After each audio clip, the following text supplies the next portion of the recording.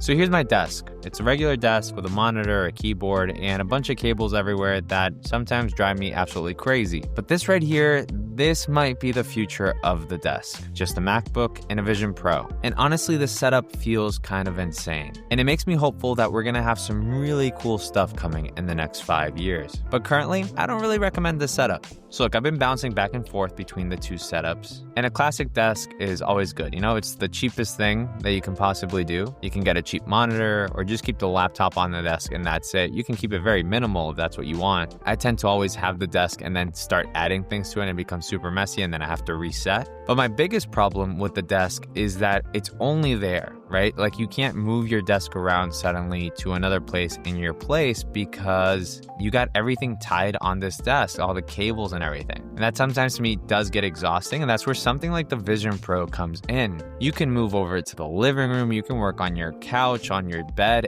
anywhere, and you have a fantastically huge screen displayed from your MacBook on the Vision Pro. Or even if you don't even want to use your MacBook, you can still do a lot of stuff in the Vision Pro. You can put the windows anywhere you want. You can scale them big, small. You can float other widgets and essentials and open other apps and put them wherever you want around your room. And look, this is the M5 version of the Vision Pro, which overall is a little bit faster at processing things throughout the UI. It's not the most noticeable thing. It does now have 120 hertz refresh rate and supposedly 10% more pixels in your field of view. Do I notice that? Not really. And regardless, even if they are there and they're noticeably an increase from the first one, this is still not as sharp as it needs to be a proper replacement for an actual 5K monitor like the Studio Display. So just as a quick aside, is this worth it over the M1 Vision Pro? Heck no. Unless you're actually testing and making apps for this thing, the M1 Vision Pro used is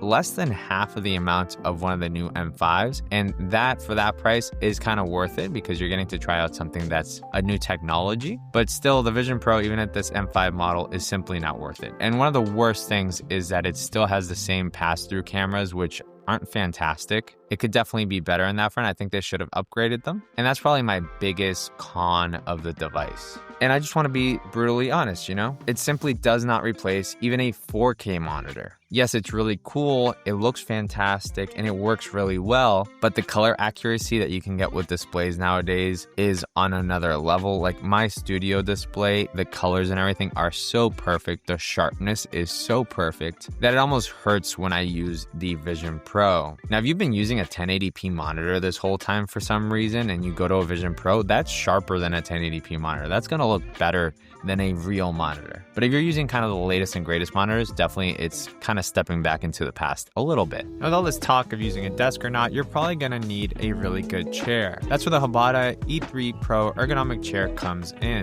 Hbada is the world's first brand to apply AI intelligence to ergonomic chairs. This has allowed them to create the world's most classic ergonomic chair, the E3 Pro, which has been selling well in Germany, France, the United Kingdom, United States, Japan, and China for 3 years. The E3 Pro is currently the most adjustable ergonomic chair in the world with up to 22 adjustments. It has a 3-zone elastic lumbar support, which just feels fantastic when you sit on it. This is a pure original Hbada innovation. These lumbar wings rotate internally and externally, wrapping around your lower back as you move. So it keeps you locked into a sweet spot for posture automatically. So whether you're typing, editing, or spinning around in VR, it just feels nice. It also has a 4D adjustable headrest, which you can go up, down, change the angle, or lean the head, everything. It just always keeps your neck aligned so you don't get that Vision Pro neck tension. You can kind of rest into it. It also has 6D adjustable armrests, so front, back, up, down, left, right, and rotation. Now it's fully built out of mesh, so it is breathable and firm, so you don't get the swag or the sweat when you're sitting on it for long periods of time. And it's got a retractable padded footrest, which is honestly a clutch for quick stretch and breaks, or even a power nap. Now they clinically tested it to reduce physical issues by 35%. They've got multiple international design awards, a full 3-year warranty, 30-day returns in case you don't like it, free shipping,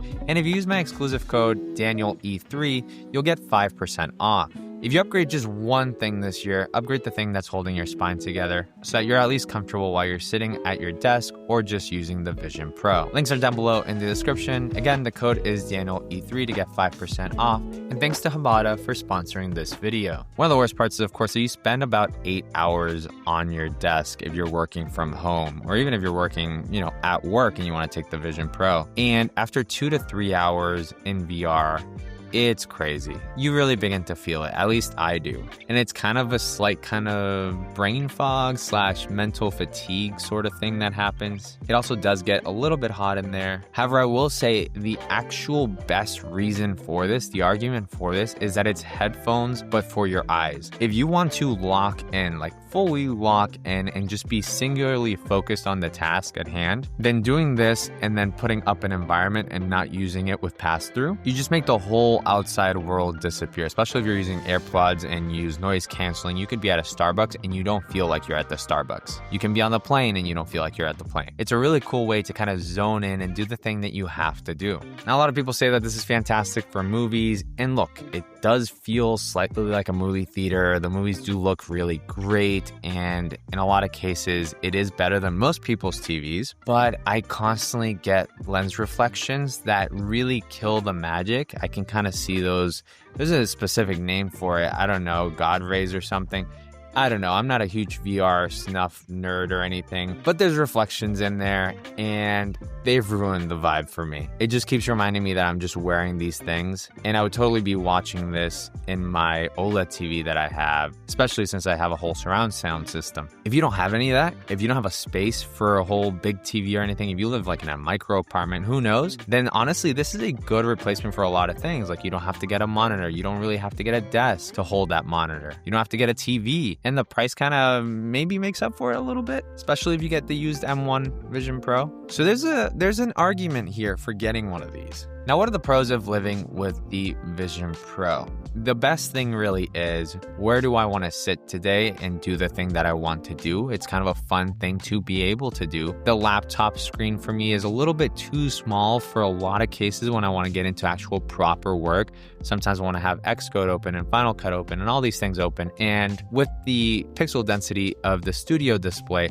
I can do that even on one screen. And usually I'll also have multiple screens open as well, or desktops at least on macOS. But with the Vision Pro, I can make the monitor super wide and just put everything side by side. And it just feels super cool. And you can, of course, play music or put a movie somewhere and also listen to that, put a podcast. It's a really cool thing to be able to do. I genuinely think that this way of working is the future. So I see a future where people just carry their phone in their pocket and the phone is powerful enough to power some glasses or a VR headset that's very lightweight and only has a battery in it, a couple chips in it, and you get a full computer overlay on there. Maybe you can pull out your phone to type on the VR headset, something a little bit more tied to the phone because phones are getting so powerful. Maybe even just they sell the keyboard deck and the keyboard deck has all the internals and then the display is actually the glasses that you buy. There's something like that that's coming within the next 5 to 10 years, and I'm really excited for it because when I go back to my desk setup,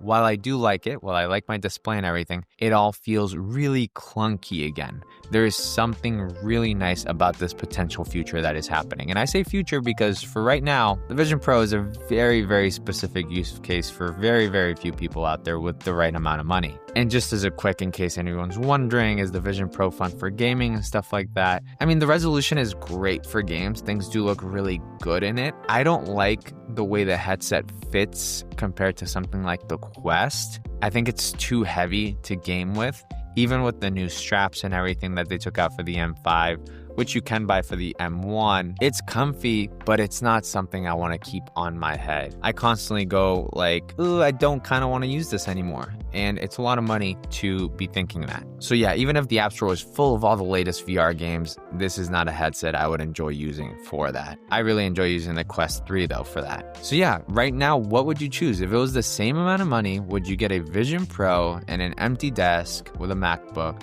Or would you rather have a proper display, a proper everything, and a full-on desk. I know it's an interesting thing, right? As a future where you don't really buy many things, you buy one device and everything exists in this kind of virtual world, and your walls maybe can just be filled with art as opposed to technology, TVs, or too many cables. I don't know, there's something interesting there. So let me know what you think. Thanks for watching this video. I'll catch you in the next one. Goodbye.